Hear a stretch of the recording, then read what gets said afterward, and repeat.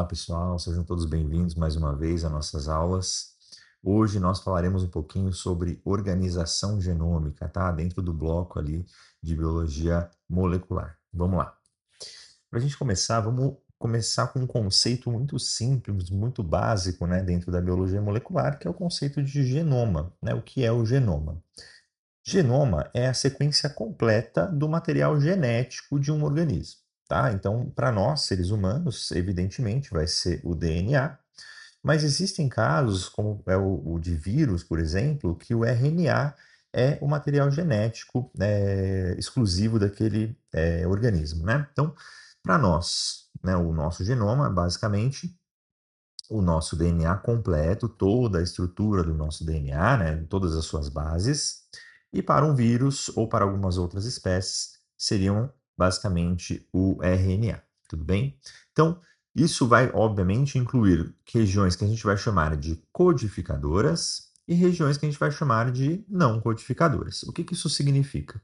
Regiões codificadoras são aquelas regiões que dão origem a alguma proteína. Então, elas têm uma informação chave, dentro ali de uma estrutura chamada de gene, que a gente vai falar um pouquinho mais para frente, que guarda essa informação para que nós tenhamos a constituição de uma proteína. Já as regiões não codificadoras, ou não codificantes, elas são regiões onde eu não tenho essa necessidade de formar uma proteína através desse segmento, né? Eu não tenho uma sequência ali que de fato me informe que ali tem uma informação importante para a formação de uma proteína, tudo bem? Para que ela serve então? Para um monte de outras coisas. Basicamente, em termos muito gerais, para a gente dar início a isso, a região não codificadora muitas vezes controla a região codificadora, tá? Então ela vai ser a responsável por constituir pequenos RNAs, né, chamamos de microRNAs, small nuclear RNAs, que vão participar de processos celulares importantes, né, como a replicação da célula, como o ciclo celular, enfim. Então, são regiões que vão controlar esse processo de codificação ali do DNA, que basicamente, ou melhor dizendo, da região codificadora, né, do DNA, que basicamente nos dá a constituição das proteínas, tá? Nós temos mais ou menos ali 25 mil genes, né, e temos mais de 100 mil proteínas, então é uma região ainda pequena essa região codificadora, tá? Ela constitui mais ou menos 3% do nosso genoma. Todo o restante, ele é constituído de uma região não codificadora, tudo bem? Então, muitas vezes é mais interessante, né, ou mais importante eu controlar essa região, ou é mais difícil eu controlar nessa região codificadora do que de fato fazer a proteína, tudo bem? Do que é constituído então, né, qual que é a composição do nosso DNA de modo mais molecular, né, pensando ali nas moléculas que constituem. Nós temos na constituição molecular o que a gente vai chamar de nucleotídeo. Nucleotídeo é uma estrutura, tá, composta por três segmentos, tá? Três componentes diferentes, né, moleculares. O primeiro deles é um açúcar, o segundo é uma base nitrogenada e o terceiro um fosfato, tá? Um grupamento fosfato. Esse açúcar a gente chama de pentose, justamente porque ele tem 5 carbonos, tá? Então, 5 carbonos, tá? Então, esses 5 carbonos compõem uma pentose. No caso da pentose do DNA, ela é uma desoxirribose, tá? Nesse caso aqui é uma ribose, tá? Aqui tem um pequeno erro, que deveria estar ausente esse segmento aqui, esse oxigênio, né? Nesse carbono, então deveria ser uma desoxirribose que vai representar a molécula do nucleotídeo que compõe o DNA. Mas isso já nos mostra uma característica importante e interessante. O RNA e o DNA, eles divergem entre si, mas quanto à sua composição química em si, né, a base nitrogenada, então, o fosfato junto com a pentose, as modificações são muito pequenas, né? Você tem, de fato, uma modificação na pentose, que é justamente essa. Então, essa estrutura aqui é uma ribose. E para o DNA, nós teríamos uma desoxirribose, que é uma retirada desse oxigênio, né? E mudaria também algumas bases, ou uma das bases, né? que a gente vai falar daqui a pouquinho, tudo bem?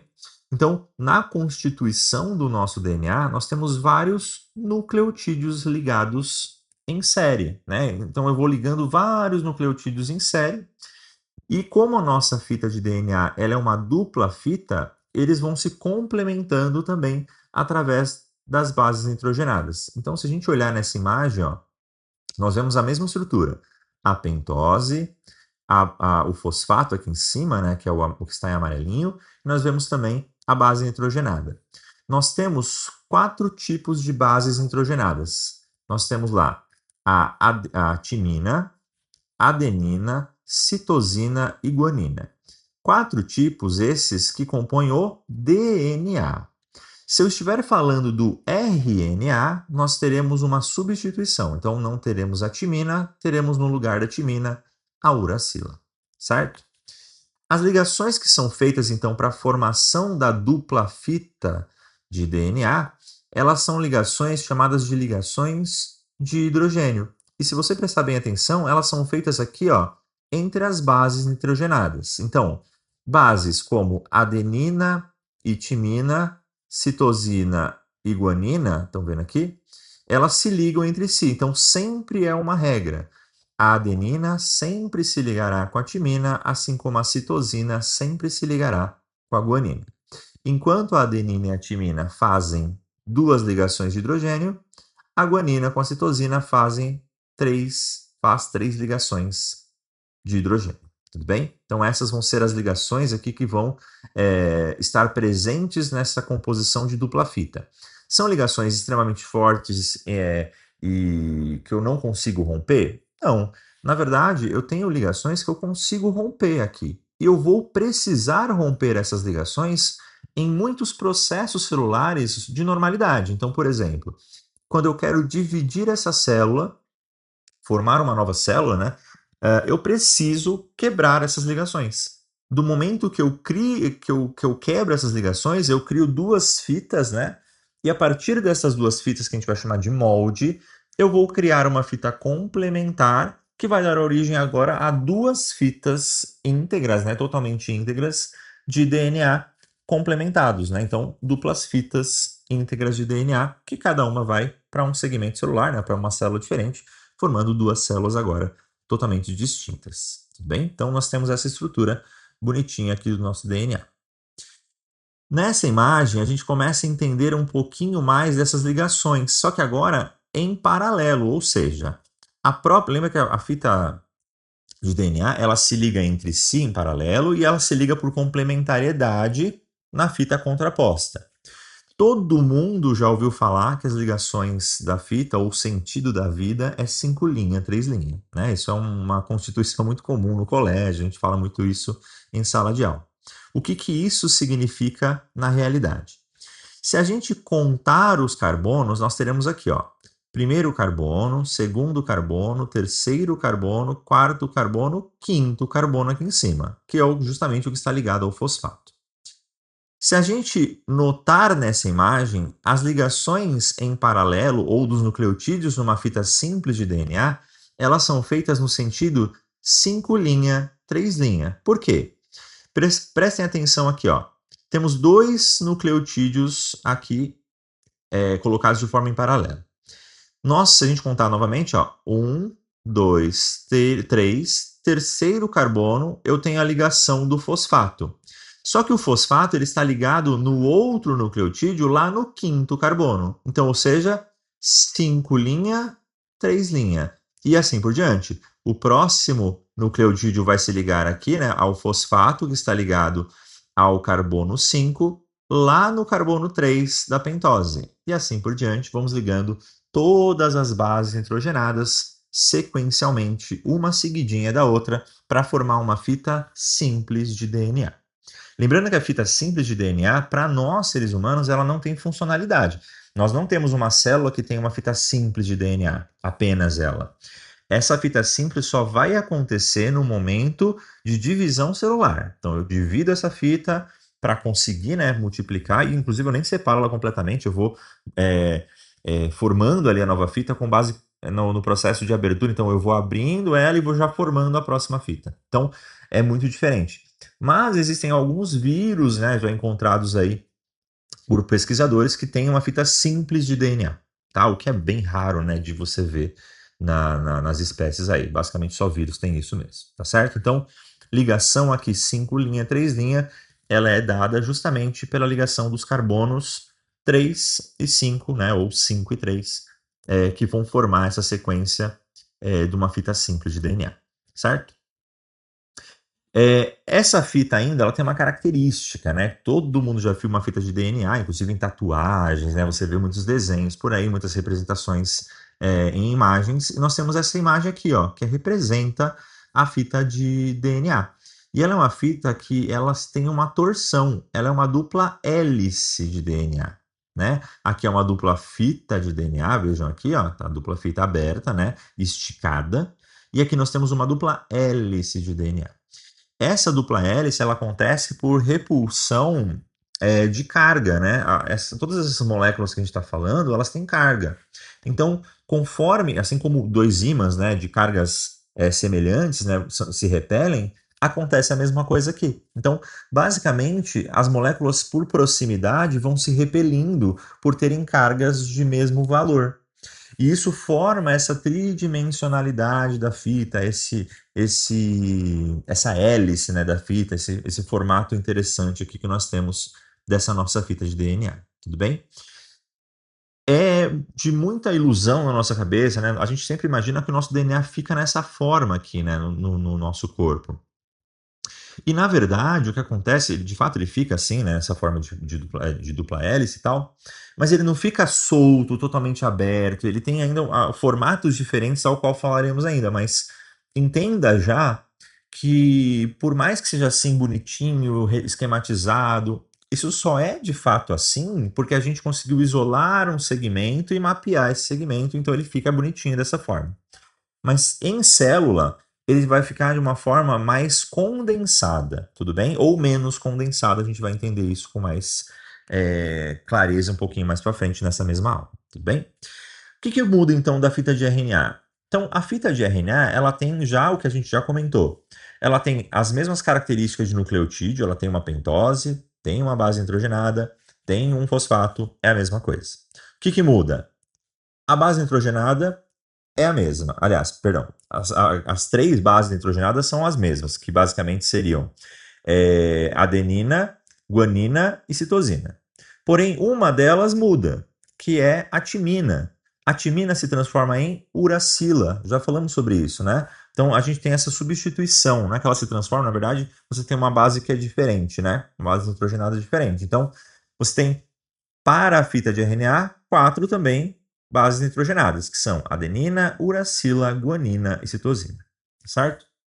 As ligações dos ribonucleotídeos, né, são ligações fosfodiéster, que eu nem falei para vocês, mas aqui são ligações, né, entre a fita aqui de fita simples do DNA, é uma ligação do tipo fosfodiéster. O que significa isso?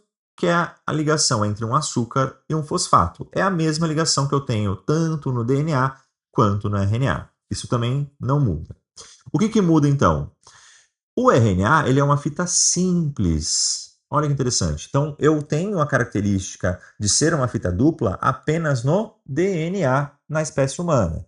Então, na espécie humana, o RNA ele é uma fita simples, o que não tira a característica dele de assumir formas tridimensionais. O que isso significa? Ele pode se dobrar ou dobrar, né, sobre ele mesmo. Então, esse dobramento sobre ele mesmo determina características de funcionalidade para ele, tá? Então, muitos RNAs que a gente vai comentar ao longo das aulas têm características de tridimensionalidade. Por exemplo, RNA ribossômico, RNA transportador. São RNAs que participam de um processo que é a tradução, falaremos também, e eles têm essa conformação tridimensional, tudo bem? E eles, obviamente, tá? Isso aqui é uma regra também. Todo RNA, ele necessariamente foi formado de forma complementar a uma fita de DNA. O que isso significa? Que o DNA, ele é sempre a base de tudo, é sempre o local onde eu guardo a informação. E para eu retirar essa informação do núcleo, eu preciso copiar aquela informação, a cópia, né, necessariamente, ela é o RNA, nesse caso é um RNA bem específico, a gente vai chamar de RNA mensageiro, e aí, a partir dessa retirada, dessa cópia, eu consigo tirar essa fita do núcleo. Por que eu não posso tirar um segmento do DNA do núcleo? Porque é uma informação preciosa. A informação que está contida no DNA é uma informação que basicamente orquestra como aquela sua célula vai funcionar. Então, eu tenho vários tipos de celulares diferentes, todos com a mesma característica de DNA, ou seja, todas as suas células têm o mesmo DNA, independente da característica que ela expresse, né? Independente da característica dela. Às vezes uma célula mais esticadinha, outra mais quadradinha, não importa. Todas têm o mesmo DNA. Mas elas se comportam de formas diferentes porque eu tiro informações diferentes daquele DNA, né? Então, como que eu tiro a informação? Através de uma fita de RNA, tá certo? Existem vários tipos de RNAs, né, diferentes, das quais falaremos com mais calma posteriormente, mas o RNA mensageiro é o que vai determinar aquela característica, né, ou que vai pegar a informação para ajudar na formação da síntese proteica. Tá bom? Tá bom? Então eu tenho a formação da síntese proteica só porque eu consegui tirar a informação de dentro do núcleo e jogar lá no citoplasma, por exemplo. Falando um pouco mais sobre síntese proteica, né, especificando mais aquela região codificadora, né, que a gente falou lá no comecinho, essas regiões codificadoras, elas são compostas por estruturas chamadas de genes. Esse termo gene foi cunhado lá em 1909, tá? Por Johansen. Então, esse termo, basicamente, né, quando ele definiu como uma unidade funcional do DNA. Hoje em dia a gente consegue explicar muito bem o que que é isso, né? É uma unidade de fato funcional que é determinada por um segmento de nucleotídeos, né? Um segmento ali claro de nucleotídeos intercalados entre intros e exons, que falaremos melhor sobre isso daqui a pouquinho, que vão determinar a informação genética chave para a constituição daquela proteína, de uma proteína específica que tem funcionalidade na sua célula, tá? Então, lembra das aulas de sinalização celular? Aquela proteína pode se ligar lá num receptor, fazer a sua função lá naquela célula. Tudo bem? Então, é uma estrutura extremamente importante, né? Nós temos mais ou menos 25 mil genes e nós temos mais ou menos 100 mil proteínas. Tá? Como que isso é possível, né? Através de algumas características aí dessa estrutura gênica. Então, se a gente olhar a estrutura gênica, olha que interessante. Nós temos aqui, lógico que são um desenho, né? Mas nós temos algumas regiões que são importantes que a gente saliente. Primeira região é o que a gente vai chamar de região promotora. Então, a região promotora nada mais é do que a região que antecede cada segmento funcional ali ou cada segmento gênico, tá? Faz parte do gene já, na verdade, né? Então, ela é a primeira parte de um gene e ela vai funcionar como o reconhecimento de uma estrutura gênica. Então, ou seja, a maquinaria, né, as proteínas, o RNA ribossômico, tudo que vai participar da síntese de proteína, vai ter que reconhecer inicialmente essa estrutura do promotor. Porque é nela que eu consigo falar assim, putz, é daqui que eu tenho que partir, né, numa direção específica para conseguir sintetizar uma proteína. Tudo bem? Então é basicamente o promotor que vai determinar o início daquele gene. Tudo que passa do promotor para frente aqui, até chegar nessa última região, é o que a gente vai chamar de região codificadora. Então, todos esses exons aqui e esses introns fazem parte de uma região codificadora, tá? O que eu tenho nessa região? Justamente o que eu vou usar para sintetizar aquela proteína. Só que, olha que interessante, mesmo se tratando de uma região da qual é funcional, eu tenho ali a estrutura do DNA em nucleotídeos, né?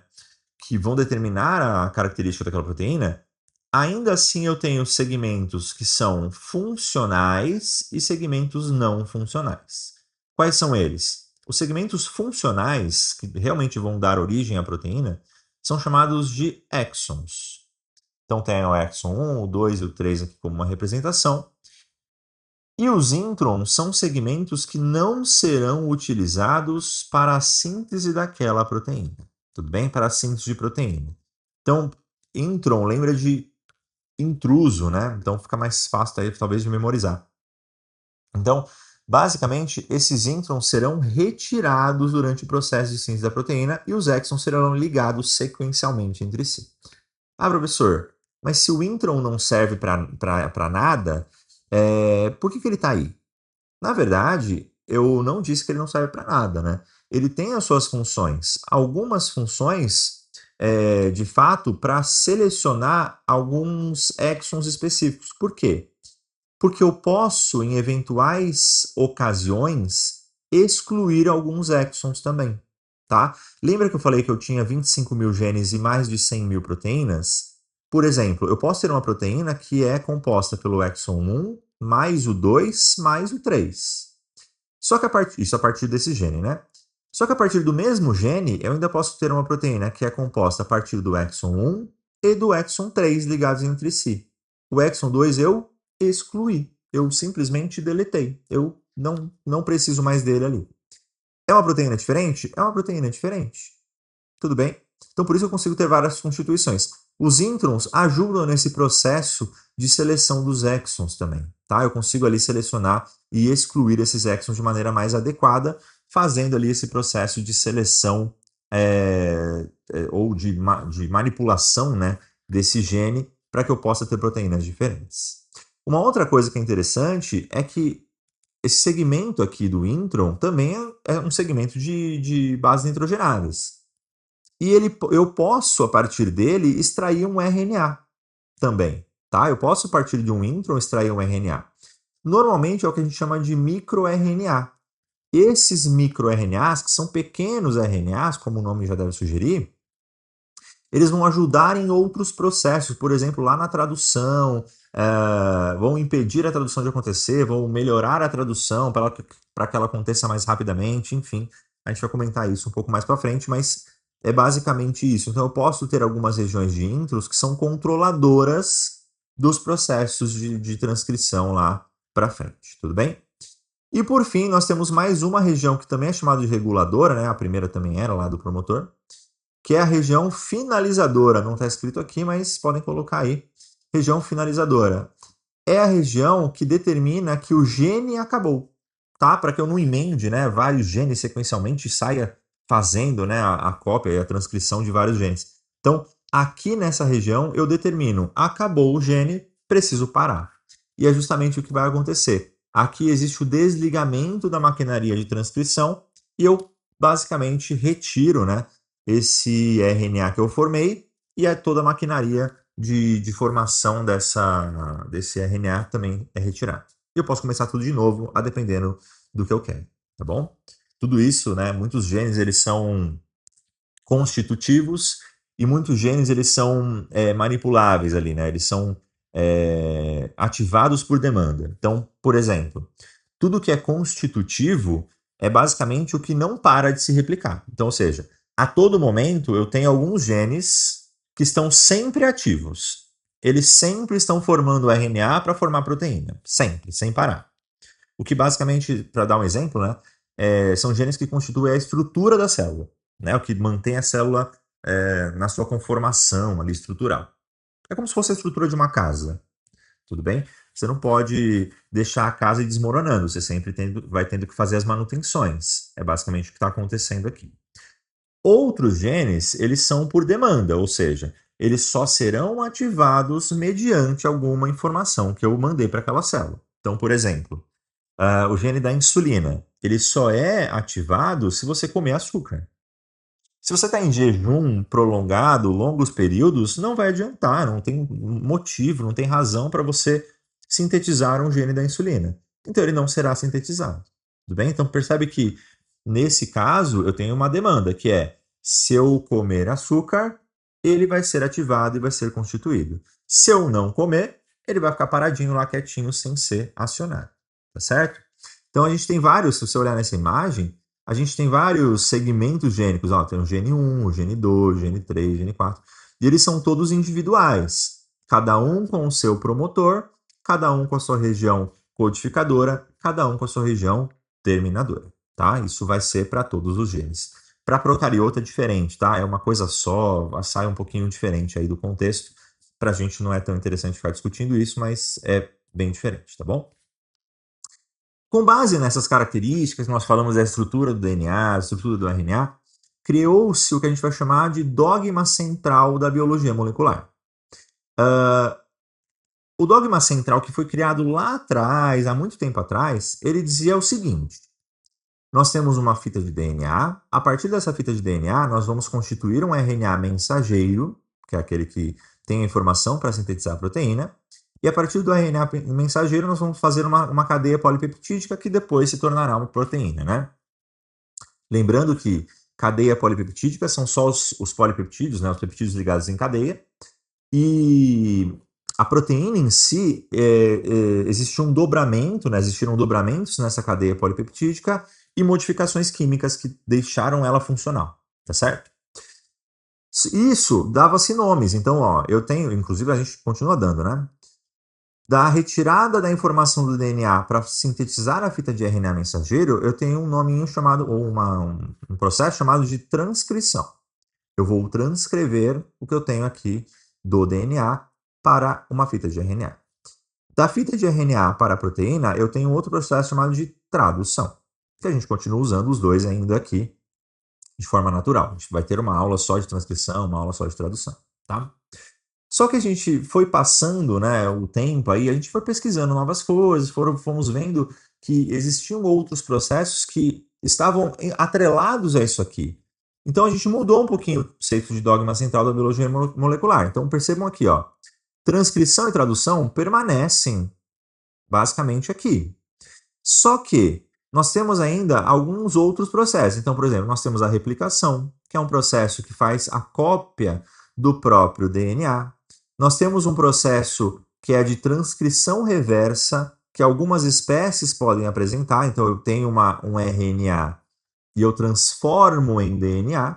Quem faz isso aqui, que todo mundo conhece, né, é o vírus do HIV, né? Então, a imunodeficiência humana. Ele tem uma enzima chamada de transcriptase reversa, que faz com que o genoma dele, que é de RNA, seja convertido em DNA e intercalado no seu DNA, no DNA de quem se infectou, né, com o vírus, tá certo? Existe replicação de RNA? Sim, algumas espécies fazem replicação de RNA. Enfim, então você percebe que existem várias coisas que já foram acrescentadas aqui nesse dogma central. E mais atualmente ainda, nós temos isso aqui, ó. Vou até abrir todos aqui para facilitar. Olha aqui, nós temos vários outros componentes aqui que vão determinar essa expressão gênica, tá? Nós temos lá o transcriptoma, que é basicamente tudo que a gente tem de transcrição, né, do nosso DNA. Tem o exoma dentro disso aqui, nem está aqui, mas ele existe, que é basicamente só a sequência de exons. Nós temos microRNAs e RNAs nucleares aqui, ó, nuclear RNAs, que fazem parte desse processo também, né? Então vem lá da cromatina, e a gente vai falar sobre isso ainda depois, mas eles manipulam o processo de síntese de proteína. Tem variações em sequência, variação estrutural, variação química da cromatina. Tem o que a gente vai chamar de epigenômica, que a gente vai estudar também, que é basicamente tudo que interfere na síntese da proteína sem interferir na sequência gênica. O gene é o mesmo, não sofreu mutação, não sofreu nada, mas algum fator externo fez com que essa expressão se modificasse. Tudo bem? Então, basicamente, a gente tem muitas coisas para conversar ao longo desse semestre, tá? Então, dentro da organização genômica, nós temos lá o que a gente já comentou, do que é codificador de fato, né, dentro do DNA, eu tenho uma composição muito pequena. Menos de 3% do DNA ele é codificador. Basicamente, todo o resto ele é constituído por regiões de repetição, regiões não codificadoras, regiões de controle, enfim, de RNA estrutural, muitas vezes também. enfim, controle epigenético, que é muito importante, que a gente vai estudar ao longo desse semestre. Ah, beleza, professor, entendi. Mas lembra que eu falei para vocês que o DNA ele não ficava assim lá, né, em dupla fita lá dentro da sua célula. Ele ficava de uma forma que eu vou chamar, né? Ficava uma forma, inclusive, uma forma que eu vou chamar de cromatina, tá? O que que é a cromatina? A cromatina nada mais é do que a fita de DNA enrolada, ou o que a gente vai chamar de enovelada, né, de novelo mesmo de lã, enovelada algumas proteínas chamadas de histonas, tá? Que são proteínas ali que a gente vai utilizar para justamente fazer esse novelamento. Então, cromatina é justamente essa compactação desse DNA. Só que existem níveis de compactação. Eu posso ter uma compactação que é muito grande, que é o que a gente vai chamar de heterocromatina, e eu posso ter uma compactação que é menos grande, tá? Que é menos intensa, que é basicamente o que a gente vai chamar de eucromatina. Por que eu teria, então, numa célula heterocromatina e eucromatina? Primeira coisa, em cada célula sua, nós temos as duas composições, tá? Então, nós temos parte do seu DNA que está em heterocromatina, parte do seu DNA que está em eucromatina. Por que eu tenho essas duas composições? Porque, a depender da célula, o que eu quero daquela célula, o que eu preciso de proteínas daquela célula, lembrando que é o mesmo material genético para todas as células do seu corpo, o que eu preciso daquela célula vai estar em eucromatina, menos compactado, ou seja, é mais fácil de ler, tá? É mais fácil de enxergar, é mais fácil de copiar aquela informação. Só que o que eu não quero daquela célula, eu posso colocar em heterocromatina. É mais compactado, mais difícil de ler, né? Basicamente impossível de ler. Então, eu não quero aquela informação, não preciso daquela informação para aquela célula, eu vou deixar ele mais compactado. Quer ver um exemplo? Vamos pegar duas células muito distintas. Vamos pegar uma célula que é um neurônio, está lá no cérebro, e vou pegar uma célula que é uma célula do fígado, por exemplo. A célula do fígado ela precisa produzir enzimas para facilitar na digestão, por exemplo, tá? Ou para facilitar nos processos metabólicos como um todo. O cérebro não precisa dessas mesmas enzimas, né? Ele precisa de outros, né? Ele precisa de neurotransmissores, precisa de outras constituições proteicas lá. Então, ou seja, no fígado eu tenho a parte das moléculas que vão ser importantes para o metabolismo em eucromatina. Só que toda a parte que seria do neurônio para fazer neurotransmissor, lá na célula hepática, está em heterocromatina. Entende? Então, eu não preciso disso. Aquilo, lá no fígado, eu preciso de parte do DNA que seja interessante para a função do fígado. Tudo que é função do neurônio, tudo que é função do rim, tudo que é função do baço, está em heterocromatina. Eu não preciso dela. E vice-versa. Tudo que está no neurônio, eu não preciso de enzimas lá hepáticas no neurônio. Faz sentido. Eu não vou usar isso de maneira alguma dentro do neurônio. Então, ou seja, no neurônio, esses genes hepáticos, digamos assim, né, de função hepática, estão em heterocromatina, enquanto genes para a constituição de neurotransmissores, acetilcolina, noradrenalina, dopamina, serotonina, estão em eucromatina, a depender do neurônio também, né? Mas estão em eucromatina, tudo bem? E a compactação máxima, né, de um DNA é o cromossomo. Muitos de nós, né, muitos de vocês imaginam ou imaginavam que as nossas células ficavam com os cromossomos lá, né? O DNA ficava na forma cromossômica. Isso não é verdade. Ele só está na forma cromossômica quando ele está em divisão celular, tá? Ou mitose ou meiose, beleza? O que faz então o DNA estar mais metilado ou menos, mais inovelado ou menos inovelado? O grau de modificação química que eu faço nele. Então, ou seja, existem duas modificações químicas que a gente vai aprender, existem outras, tá? Mas existem duas que a gente tem que aprender. Primeira, acetilação, que é colocar um grupamento acetil, e a metilação, que é colocar um grupamento metil. O que a acetilação faz? A acetilação, ela basicamente vai deixar o gene ativo, mas a metilação deixa o gene inativo. Então, olha que interessante. Para um gene estar efetivamente ativo, ele precisa estar desmetilado, né, sem a metilação, e acetilado, certo? Então, eu preciso ter acetilação e desmetilação. Para um gene estar para um gene estar inativado ou inativo, eu preciso que ele esteja metilado e desacetilado. Bem, eles são inversos, totalmente inversos, tá?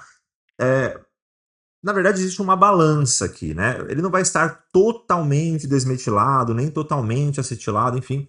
Existe uma certa balança, né? Uma balança de ganho mesmo, ou seja, quem ganha, né?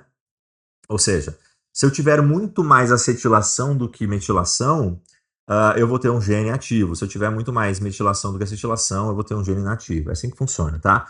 Mas é só para a gente entender, assim fica mais fácil de visualizar, né? Então, sempre que eu tiver uma metilação, sempre que eu tiver uma metilação, eu estou inativando aquele gene. Sempre que eu tiver uma acetilação, eu estou ativando aquele gene, tá? Então, eu vou modificando, se a gente olhar nessa parte aqui, ó, tá vendo que o que eu vou modificando é o quanto inovelado esse DNA vai estar na estona, que são aquelas proteínas que a gente comentou. Então, quanto mais inovelado, que é a heterocromatina, menos capacidade de leitura eu tenho. Então, joguei lá o grupamento metil, enfim, fiz lá a inativação daquele gene. Se eu estou inativando, eu estou inovelando. Se eu estou inovelando, eu estou impossibilitando a leitura daquele gene. Se eu estiver acetilando, eu estou abrindo, tá vendo aqui, ó? Eu tenho um pedaço, um segmento gênico aqui, eu consigo ver o gene, ó, o gene está acessível. Então, se eu estou vendo o gene, significa que eu posso ler. Se eu posso ler, eu posso transcrever aquele gene, traduzir aquele gene e pegar a proteína para utilizar nos processos celulares, tá certo? Regulação dos genes. Já falamos sobre isso, mas aqui já está no slide mais específico. Então, ó, existem genes que são constitutivos e genes que são reguláveis. Os constitutivos sempre serão aqueles que são housekeeping, né? Que são aqueles que sempre estão sendo transcritos e traduzidos, tá? E os genes reguláveis, eles são regulados por demanda. A depender da necessidade daquela célula, eu vou ativar aquele gene.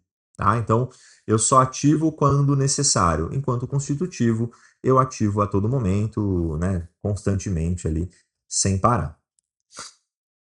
Olha essa composição, muito interessante aqui. Esse mapa, ele mostra pra gente o que é o nosso genoma, que é muito interessante, porque, ó, lembra que eu falei para vocês que os exons ou exoma, né, que é a composição que vai total, né, do seu DNA, que vai constituir proteína, ele basicamente girava em torno de mais ou menos 3%. Olha todo o restante.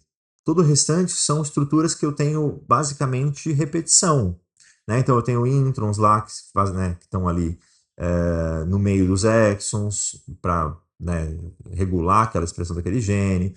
Eu tenho DNA satélite, tenho repetições em tandem, eu tenho sines, eu tenho lines. Tudo isso aqui, todos esses, com exceção dos introns, né, são DNAs de repetição, tá? Eles são o que antigamente se chamava de DNA lixo. Hoje em dia a gente sabe que não é DNA lixo, a gente sabe que ele tem função, né? Muitos segmentos desse DNA têm função. Alguns a gente nem sabe quais ainda, tá? Mas ainda existe função. E uma delas, né, uma característica interessante é que isso é herdado. Essas regiões em tandem, essas regiões de lines e sines, por exemplo, elas são herdadas dos nossos pais. Parte do seu DNA em line, sine e de repetição foi o seu pai que mandou. Parte dessas regiões foi sua mãe que mandou. Então, para isso são usados, né, os testes de paternidade, por exemplo, né, ou de identificação de DNA ali, né, ou testes forenses, muitas vezes, são usadas essas regiões de tandem, tá? De repetição. Então eu uso lá para justamente identificar quem que é o pai, né? Qual que é o parentesco, quem que é a mãe, muitas vezes, enfim, quem que é o assassino. enfim, né? Quem assiste aí CSI, essas coisas do tipo, já viu esses testes sendo colocados em prática ali, né? Tudo bem? Então, basicamente aqui. Então, se você olhar nesse caso, ó, uma criança e aqui o alegado pai, né? Se você olhar, ó, todo o DNA vai bater em algum alelo aqui, ó. Alguma segmentação, ó. Sempre vai bater essas regiões de algum modo. Então, esse aqui foi caracterizado como uma probabilidade de, arredondando, né, para cima, 100% de ser o pai, tá bom? Um ou outro não deve bater, né, ao longo de uma grande sequência, por isso que não dá 100%, tá? E aí também depende da acurácia do teste. Existem outros RNAs? Existem. A gente vai falar deles melhor nas aulas de tradução, tá? Mas alguns são funcionais, por exemplo, RNA transportador, RNA ribossômico, pequenos RNAs nucleares, RNAs nucleolar também. Todos eles a gente vai falar, né? Alguns deles mais do que outros, mas a gente vai falar em aulas mais específicas, tá? Mas todos têm função, todos são bem descritos já, eles têm funcionalidade, têm estrutura tridimensional também, muitos deles. Já os reguladores, né, os siRNAs, os piRNAs, enfim, os miRNAs, né, são todos reguladores, então eles regulam tanto a tradução como a transcrição, eles podem até bloquear um gene especificamente lá no DNA, então eles têm essas características de bloqueio também, tá? Então eles participam desse processo de regulação, certo? E a epigenética, para a gente finalizar, é basicamente o que estuda, né, a epigenômica, né, o que estuda os fatores exógenos ou externos que regulam a transcrição de um gene. Agora que você entendeu o que é metilação, o que é acetilação, é fácil entender por quê. É como se você pensasse assim: se você fuma cigarro, vape, qualquer coisa do tipo, você está colocando dentro do seu corpo substâncias que são capazes de manipular a metilação e a acetilação de genes que você tem. Se eu manipulo metilação e acetilação, eu estou manipulando basicamente ativação e inativação de genes. Se eu estou inativando genes que eu deveria ter ativado e ativando genes que eu deveria deixar inativado, eu estou manipulando essa célula, né? Então a epigenética, ela é isso. Ela determina que fatores exógenos, externos ao nosso corpo, né? Substâncias que a gente entra em contato, e aí pode ser qualquer coisa, tá? Alimentos, cigarro, radiação, depende do tipo, né? Substâncias químicas, então qualquer coisa que modifica a expressão daquele gene. Percebam que eu disse a expressão do gene e não a estrutura do gene. Epigenética trata-se da expressão e não da estrutura. A estrutura continua a mesma. Eu não tive mutação, tudo bem? Eu tive modificação da expressão, o que pode sim levar a doenças, tá? Pode sim levar a um monte de doenças aí. Então, ó, basicamente eu tenho o genoma, tem a epigenômica lá, né? Basicamente que vai interferir nessa síntese proteica e eu vou ter a variação fenotípica a partir dali. É interessante a gente estabelecer essa regra porque se a gente pensar em gêmeos idênticos, né, univitelínicos, e eles forem criados em situações muito diferentes, eles terão padrões muito diferentes também, né? Eles serão indivíduos diferentes. Por quê? Porque o ambiente determina a síntese daquela proteína. Então, um pode ter uma síntese muito mais acentuada de uma proteína, enquanto o outro tem uma síntese muito menos acentuada de outra, enfim, e assim por diante. Tudo bem? Então, esses padrões de modificação são, de fato, muito interessantes, né? Eles respondem muitas coisas em relação à expressividade de um gene, tá? Deixei aqui um videozinho para facilitar a explicação, mas acho que deu para entender mais ou menos, né? E existem até cânceres, olha que interessante. O câncer ele é exclusivamente genético, tá? Mas existem fatores epigenéticos que podem piorar ou deixar aquele, ou melhor dizendo, né, deixar aquele câncer mais agressivo ou menos agressivo, tá? Então, existem vários, olha aqui, ó, nessa tabela a gente consegue ver câncer já descritos, né? De pulmão e de sangue, estômago, intestino, língua, esôfago, ovário, próstata, mama, pele e aqui pele de novo, né, com melanoma. Então, ou seja, todos esses cânceres já foi observado uma modificação epigenética que levou a uma piora no prognóstico, ou melhor, enfim, aí tem que ver o que cada estudo analisou, mas de todo modo existiu uma modificação epigenética importante, né? E existe, então, também, né, drogas que mexem com isso, né? Quando eu digo drogas, eu não digo drogas ilícitas, tá? Eu digo fármacos mesmo, vendidos legalmente e tal, que mexem com essa característica epigenética. Existe um fármaco que é muito comum, muito comum, que é o ácido valproico, que é um fármaco utilizado para quem tem epilepsia, né? Quem tem transtornos ali também de transtorno de humor, bipolaridade, enfim. Você usa esse fármaco que ele é basicamente um fármaco que vai inibir como chama? A sinapse cerebral. Não inibir, né? Ele vai diminuir um pouco, então ele vai deixar as sinapses um pouco mais reprimidas ali, né? E ele foi visto, né, como um fármaco que modifica estonas, né, enfim, modifica essa epigenômica aí lá no rim. Olha aí que interessante. Então, o fármaco está agindo no cérebro, mas ele age no corpo inteiro, né? Então, ele lá no rim faz essa modificação epigenômica, o que pode causar até um benefício, tá? Para alguns pacientes aí, tá certo? Então, existe essa característica de modificação, tudo bem? Então, essa foi a aula de hoje, é uma aula pequena, né, uma aula inaugural, basicamente, só para a gente ter essa noção do que é o genoma, epigenômica, enfim. E nós teremos aulas mais específicas ao longo do semestre, tá? Espero que tenham gostado. Um abraço e até a próxima aula.